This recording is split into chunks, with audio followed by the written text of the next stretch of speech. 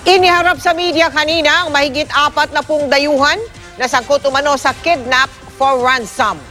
Ang nabistong modus ng grupo, kaibigani ng mga dayuhan na natatalo sa kasino. Pautangin sila ng malaki at pagkatapos ay ipaparansom sa kanilang mga kaanak. Nakatutok si Marie Zumali. Kung gaano katatapang sa panloloko at pangingidnap ng ilang high roller casino guests, siya namang aamo ng 41 Chinese at 2 Malaysian national na ito nang ipresenta na sila ngayong umaga ni Chief PNP Bato de la Rosa sa media. Una at eksklusibong iniulat ng 24 oras ang pagkakaaresto sa kanila ng pinagsanib na puwersa ng PNP Anti-Kidnapping Group at Bureau of Immigration nitong Martes matapos dukutin ng Singaporean na biktima.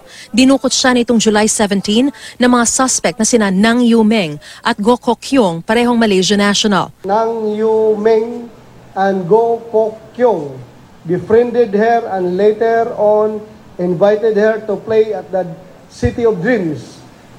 However, instead of going to City of Dreams, the suspects brought the victim to Bayview International Condominium in Rojas Boulevard in Parañaque City, where she was held and asked to pay $180,000 ransom money in exchange for her safe release. Ang grupong ito rin daw ang dumukot sa 2 Chinese national na ito na nagmamakaawang tubusin sila ng mga kaanak sa China habang tinututukan ng baril sa ulo. Nailigtas na sila mula sa Loan Shark Syndicate. Pinoprofile ng mga ito yung biktima. Nakikita kasi nila then because they pretend na players din. And then may financier. Tapos pag nakita na natatalo, yung kinakaibigan, and then yun na pinapautangan. Pag natatalo na, ang sistema nila, sasabihin, malas ka dito. We transfer to City of Dreams. Doon, mananalo ka doon. Pero pag sinakay na nila sa sasakyan, diretso na. And then, doon na nila ngayon, tatakutin yung pamilya, nandito, binubugbog. Lumalabas din na di lang ito ang sindikato nag-ooperate sa bansa. As of now, we have identified two loan shark syndicates. The crime was done perfectly, na walang report na nakarating sa atin. Meron na tayong na-record na 11 na the same nature. Out of the 11, merong 2 dito na determine natin na perpetrated by the same group of suspects.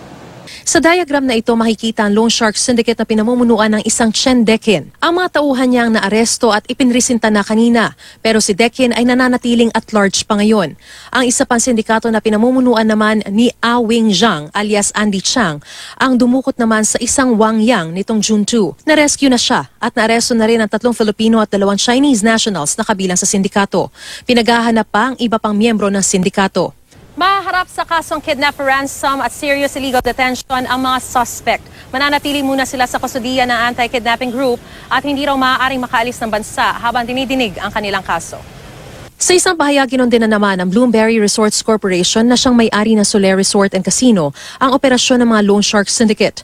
Ang Soler daw ang nag-alerto sa aktibidad ng mga naarestong miyembro ng sindikato, pati na ang pagkuha ng mga ito sa Singaporean na biktima. Patuloy daw nilang titiyakin ang kaligtasan ng kanilang mga customer mula sa mga di kanais-nais na personalidad at aktibidad. Mariz Umali, Nakatutok, 24 Oras.